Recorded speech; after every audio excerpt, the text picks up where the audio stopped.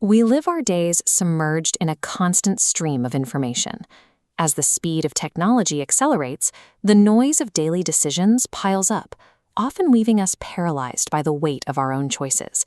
We usually discuss the butterfly effect as a guarantee of disaster, a tiny, distant action that triggers a massive, uncontrollable storm. But a choice is a quiet system. Before a hand moves or a word is spoken, it takes shape through 4 invisible layers: what we pay attention to, what we value, the action we take, and the consequence that begins to travel. Much of our daily friction comes from treating these moments as isolated events, rather than recognizing them as connected parts of a single life. Our education and our work often teach us to wall off the parts of the world that intimidate us. We treat our personal lives, the rules of mathematics, and the mechanics of artificial intelligence as 3 entirely separate worlds. Stripping away the jargon reveals an identical wireframe beneath all 3. The same logic that helps a machine learn to recognize a flower governs how a human learns to recognize an opportunity. This is the learning loop: taking in information, making a prediction about what it means, measuring the error when reality differs, and adjusting the next move based on that feedback.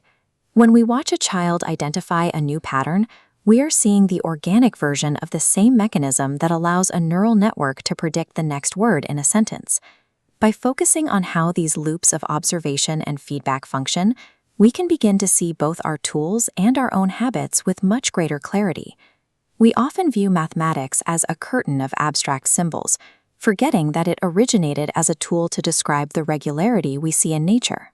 Long before the first computer, a farmer watching heavy clouds roll over a field was already calculating vectors, arrows of direction and magnitude that point toward a likely storm based on the variables in the air. Noticing the repetition in seeds or the frequency of the wind is simply the lived, physical practice of probability. In these systems, a number serves as a container. It holds human meanings like similarity, importance, and relationship, allowing us to compare things that don't have obvious labels.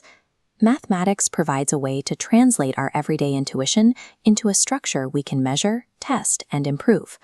When we build an artificial intelligence, we use neural networks to replicate that same ability to recognize and respond to patterns. A machine does not possess a conscious mind.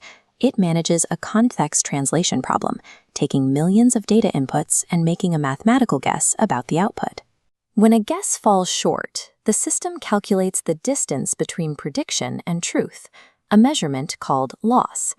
This error signal then travels backward through the system, adjusting internal weights to produce a more accurate guess next time.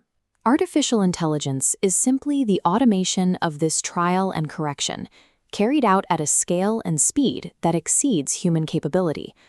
Machines measure the distance between a guess and the truth as loss. In our own lives, that same distance often expresses itself as the quiet discomfort of regret.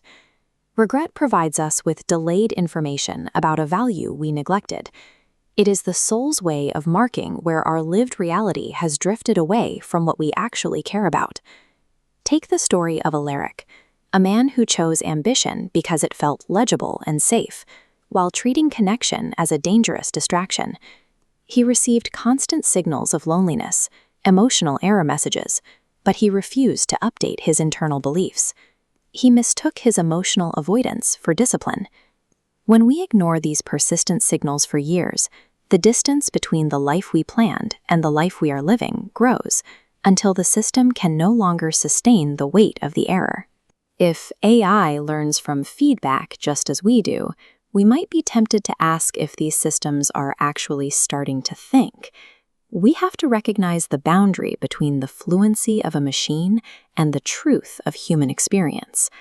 A system can analyze billions of parameters to predict the next word in a sentence, yet it lacks lived context, a conscience, and any physical relationship with the world it describes.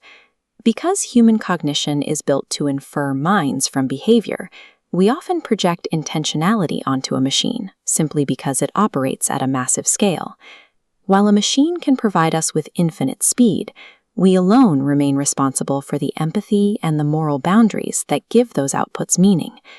Whether we are debugging an algorithm or recovering from personal burnout, the underlying mechanics of repair remain the same.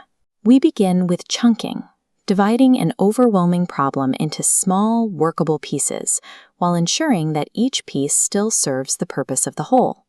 We test our assumptions through small experiments, gathering local feedback before we try to make systemic changes. Resilience is the ability to maintain an honest loop, to recognize our errors early and make the small, necessary adjustments that keep the system moving. This starts with a 3-breath pause. You observe the outer world, observe your inner state, and name the value you want your next choice to honor. You then apply the warmth test. You ask not just if a choice makes you more successful, but if it keeps you human. Both our tools and our personal rhythms function as systems, structures that we can observe, analyze, and intentionally steer. A reliable tool and a wise life do not ask you to fly. They simply provide enough light to see the next step clearly. Technology provides us with speed, but we alone carry the responsibility of choosing the direction. To continue exploring these connections, you can find the complete collection of books in the description below.